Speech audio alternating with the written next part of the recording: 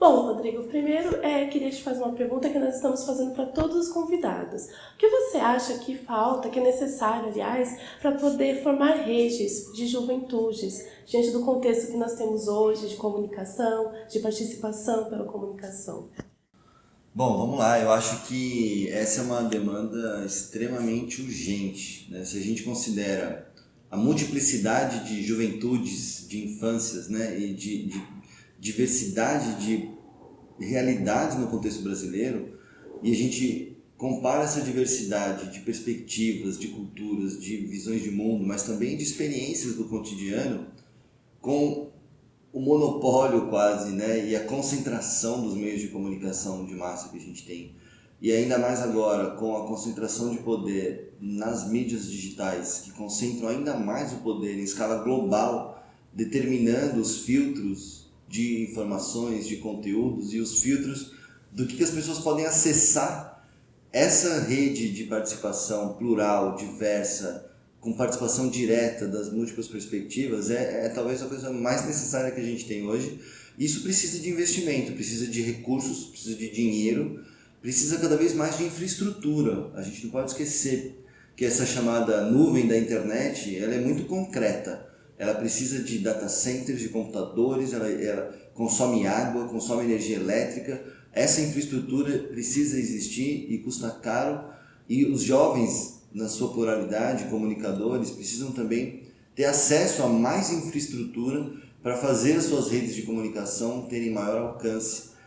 Então esse tipo de investimento é importante, e também esse espírito de colaboração. Eu acho que o espírito de rede, de participar em rede, acho que é uma energia que motiva e que conecta a essas pessoas que têm a disponibilidade de fazer parte, para superar tantas adversidades, né? Superar a falta de recurso, as assimetrias de poder, porque de fato é uma disputa por acesso à informação e por mecanismos de distribuição dessas informações hoje. Falando em disputas, nós falamos muito sobre a desinformação e como a educação midiática, por exemplo, pode ajudar a juventude a ter um letramento melhor em relação a isso. Mas como que a gente pode colocar as juventudes também como protagonistas do combate à desinformação? É indispensável, né?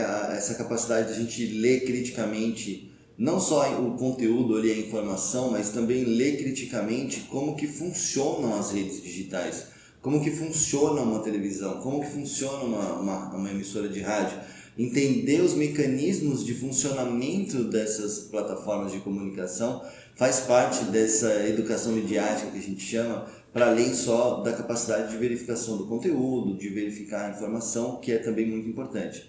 Nesse aspecto, eu acho que é super importante também a gente olhar para o design das plataformas digitais, especialmente, né? Como que funcionam os algoritmos que filtram o que eu vejo na minha rede, que é diferente do que você vê? Como funcionam os algoritmos que filtram uma busca que eu faço para fazer uma pesquisa de aprofundamento?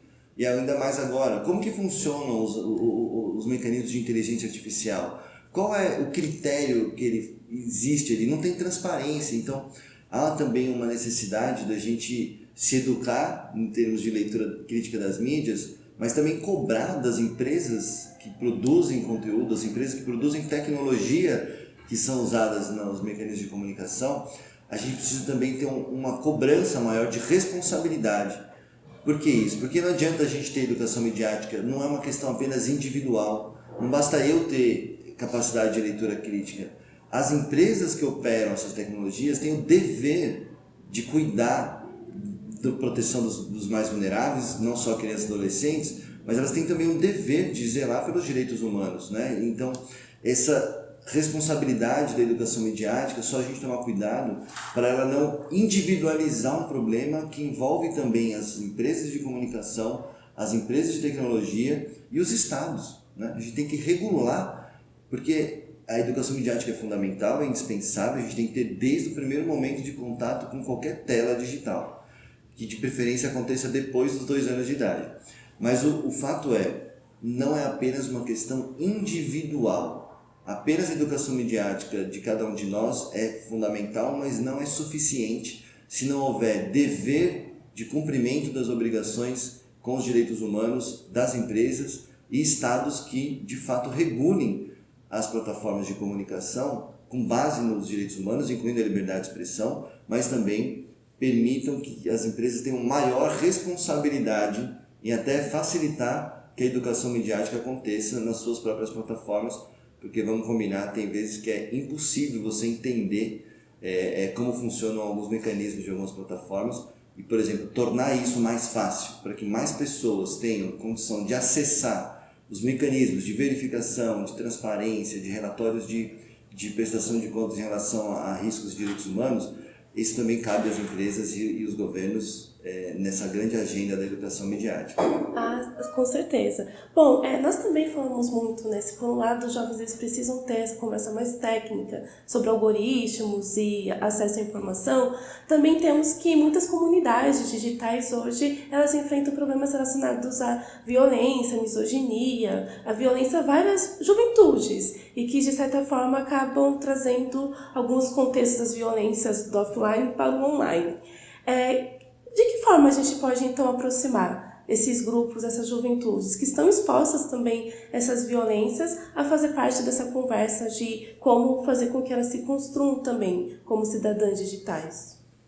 Uau, esse é um dos maiores desafios, né? A gente sabe que as violências têm cada vez mais presença na vida das juventudes e especialmente quando tem algum recorte de diversidade, né? A gente vê a potência do digital ampliando ainda mais as violências que a gente tem estruturais no país, né? Seja o racismo estrutural, seja a homofobia, a transfobia, que já é muito concreta, que mata, assassina pessoas nas ruas. Também na internet a gente vê as várias formas de violência com esses mesmos grupos sendo atacados em uma maior escala. Porque no extremo, numa violência presencial, você pode mudar de cidade, você pode mudar de bairro, você pode ter alguns mecanismos de escape. No digital, dependendo da forma de violência, a pessoa fica quase como sem saída. Mas é importante demais entender que, seja no digital, seja na violência presencial, é fundamental que as juventudes conheçam os mecanismos de denúncia. Também na internet, né? A gente tem o canal denuncie.org.br da organização SaferNet Brasil, que recebe denúncias de crimes de homofobia, racismo, intolerância religiosa, também violência sexual, que pode ser denunciado de forma anônima. Muita gente ainda não sabe, fala, poxa, mas o que eu vou fazer se eu sofrer uma violência online?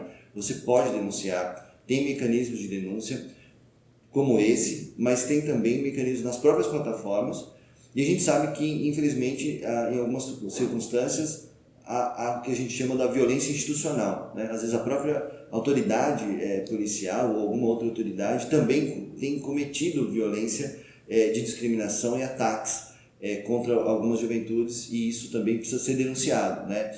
Então, entender melhor não só os mecanismos de denúncia digital, mas também os mecanismos de ouvidoria das polícias, os mecanismos de contato com o Ministério Público e as defensorias públicas como canais para que as juventudes possam ter a mão quando passarem por uma situação crítica de violência ou de ataque, inclusive juventudes que são ativistas e que têm um trabalho forte de comunicação, ou algum ativismo ambiental, ou algum ativismo contra violências tipo racismo ou violência contra mulheres, a gente sabe que são mais alvo ainda de perseguição. Então, ter esse repertório de segurança, não só de denúncia digital, mas também de segurança pessoal no uso das redes digitais para evitar brechas de ataques sobre a sua vida privada, inclusive, que pode acontecer se a gente não tomar alguns cuidados mais técnicos de segurança das nossas informações digitais, especialmente para os ativistas. Isso é super importante